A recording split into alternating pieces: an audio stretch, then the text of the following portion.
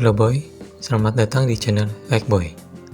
Kali ini saya akan membahas alur cerita dari game Mortal Kombat 1. Mortal Kombat 1 adalah game pertarungan tahun 2003 yang dikembangkan oleh NetherRealm Studio dan diterbitkan oleh Warner Bros.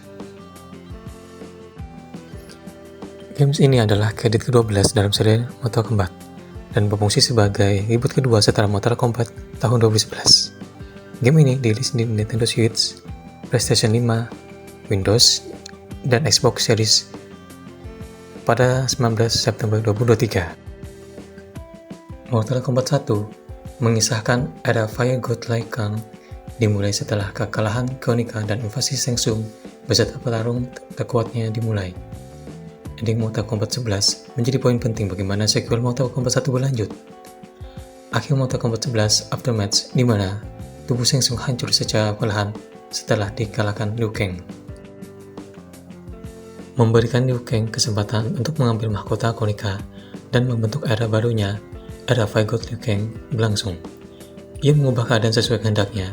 Dari hal ini, entitas Raiden sebagai Eregord hilang, menjadikan sang murid Liu Kang memiliki power Kronika. Selanjutnya di dalam kuil White Lotus Society, tempat para biksu Shaolin sedang berlatih, Liu Kang menemui The Great Kung Lao dan menjadikannya sebagai pejuang terpilih. Lalu mengatakan bahwa Kung Lao memiliki sifat rendah hati, tidak seperti Kung Lao yang ia kenal dulu. Ending utama dari Mortal Kombat 11 Aftermath menjadi kisah utama Fire God Liu Kang yang berlangsung di seri Mortal Kombat 1 atau Mortal Kombat 12. Era baru sudah dimulai dan kisah Mortal Kombat akan dilanjutkan melalui timeline baru. Dimulai dari Mortal Kombat 1. Dalam Mortal Kombat 1, Liu Kang yang awalnya manusia biasa kini sudah menjadi Fire God Liu Kang. Berhasil mendapatkan kekuatan Titan Kronika dan kekuatannya itu dapat digunakan untuk mengatur dan membentuk suatu timeline. Dengan kekuatan ini, dia berhasil membuat eranya sendiri sesuai kehendaknya. Dalam era barunya ini, banyak perubahan yang terjadi, khususnya perubahan pada karakter-karakternya. Liu Kang mengharapkan era penuh kedamaian, tapi tidak sepenuhnya berjalan dengan mulus. Karena kedamaian yang dia harapkan ada dalam ancaman baru yang belum pernah dialami sebelumnya. Melibatkan realitas-realitas lainnya, Liu Kang terlibat di dalam konflik yang terjadi di Outworld. Karena permasalahan ini merupakan tanggung jawab sang Fire God karena ia yang menciptakannya.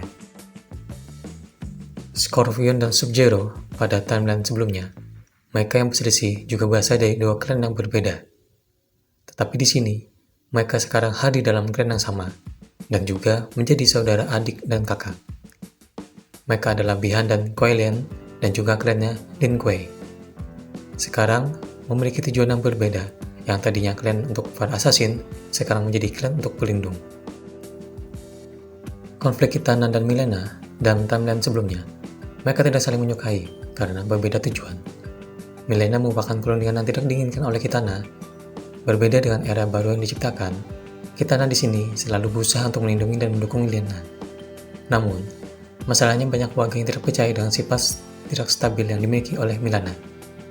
Walaupun Kitana berusaha baik untuk menutupi aibnya Mileena, tapi Mileena tidak percaya kepada Kitana dan merasa terancam karena haknya untuk mendapatkan posisi sebagai penguasa Outworld akan digantikan.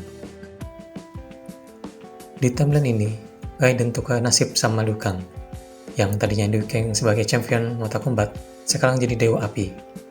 Raiden sangat senang menjalani hidup bersama teman dan keluarganya. Namun tidak mau, dia harus meninggalkan desanya dan menjadi championnya sebagai jalan terbaik untuk melayani juga melindungi desanya. Berbeda dengan temannya Kung Lao yang memiliki sifat cenderung arogan, dia menginginkan untuk melakukan sesuatu yang besar dalam hidupnya sehingga dapat dikenang nantinya. Timeline sebelumnya, Shao Kahn adalah seorang penakluk bergerak Han yang berhasil menaklukkan banyak dunia. Namun, di era baru ini, Shao Kahn bukan seorang penguasa atau seorang pemimpin lagi.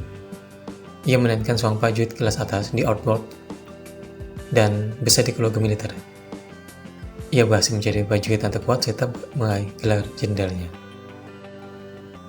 Saat ini, Shang Tsung yang tidak berdaya mencoba mencari nafkah di Outworld. Sebagai penipu, sampai dia didekati oleh individu misterius yang bernama Damashi, yang menciptakan potensinya untuk menjadi seorang penyihir dan kekuatan yang tak terlihat bekerja melawannya. Sementara itu, Liu Kang mengikut petani yaitu Kung Lao dan Naiden, aktor pejuang Johnny Cage, dan mantan anggota Yakuza Kenshi Takahashi untuk berkompetisi di turnamen terbaru, dengan Naiden akhirnya terpilih sebagai juara Earthrealm dan memenangkan turnamen tersebut. Setelah mengetahui dari Geras bahwa Shang Tsung telah mendapatkan kembali kemampuannya dan menjabat sebagai penasihat permaisuri Sindel di Outworld, Liu Kang menugaskan Kenshi, Kung Lao, dan Johnny untuk menyelidiki aktivitas Shang Tsung.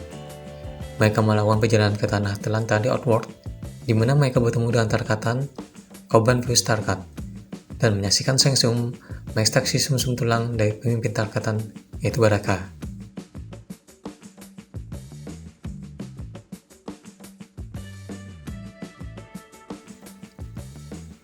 Para Earthrealm turun tangan. Meskipun Shang Tsung kabur ke laboratoriumnya dengan bantuan Baraka, kelompok tersebut menemukan laboratorium dan menghentikan Shang Tsung yang tampaknya menginfeksi putri mahkota Outworld, Milena, dengan virus Tarkat.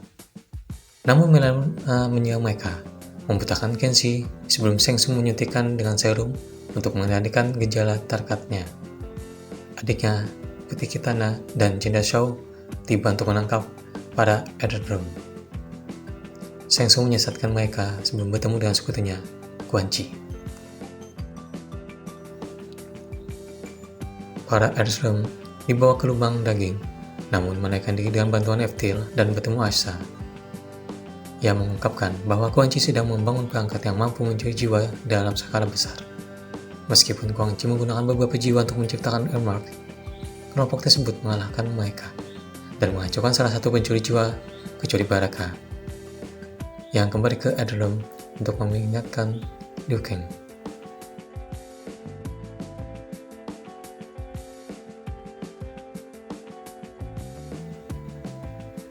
Liu Kang memerintahkan prajurit Lin Kuei, yaitu Sub-Zero, Scorpion, dan Smoke, untuk menghancurkan para pencuri jiwa dan menangkap Shang Tsung.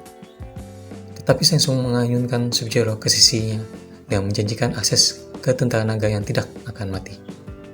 Saat Scorpion dan Smoke melarikan diri, Geras setelah penyelidikan lebih lanjut memberitahu Liu Kang bahwa Damashi berasal dari garis waktu paralel.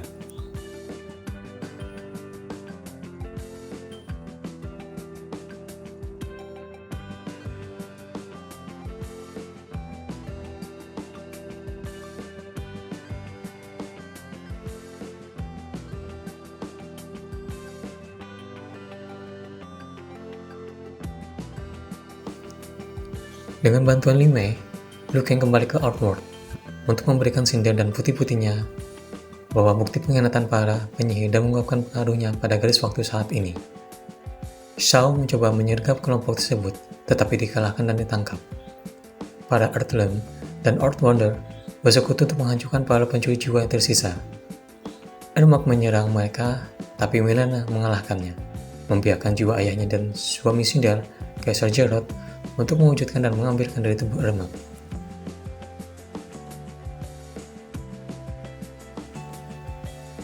Setelah menghadapi para penyihir, mereka bergabung dengan Damashi, yang terungkap sebagai Shang Tsung di timeline sebelumnya.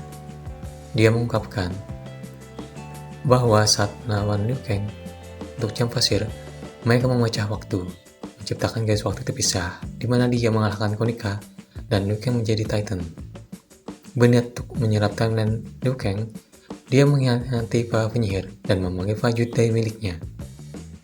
Kelompok Liu Kang berhasil mengusir mereka, meskipun Sindel terluka parah dan menunjuk Milena sebagai penggantinya sebelum meninggal, dengan Jerrod menyerap jiwanya. Membentuk aliansi sementara dengan para penyihir, Shang Tsung berhipotesis bahwa ada lebih banyak garis waktu.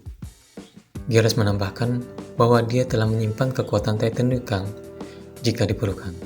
Saat yang lain pergi untuk menghancurkan tentara naga, Liu Kang mendapatkan kembali kekuatan Titannya dan bersatu kembali dengan teman-temannya dari timeline sebelumnya untuk mengikut pasukan untuk pertempuran mendatang.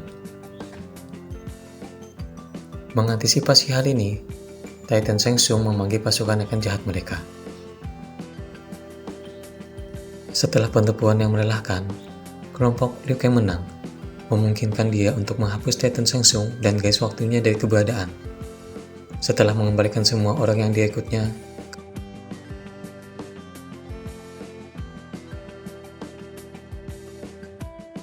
ke jadwal asalnya, Liu Kang kembali ke jadwalnya sendiri untuk memberi selamat kepada juaranya saat makan malam sebelum berangkat untuk membantu Scorpion dan Smoke dalam mendirikan Clan Shiryu dan mempersiapkan Earthrealm untuk konflik di masa depan.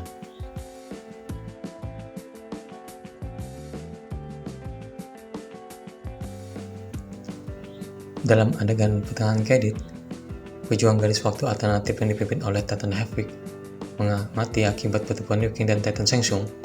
Masa pertarungannya berakhir terlalu cepat. Titan Havoc bersumpah untuk memulai pertarungan baru yang lebih lama.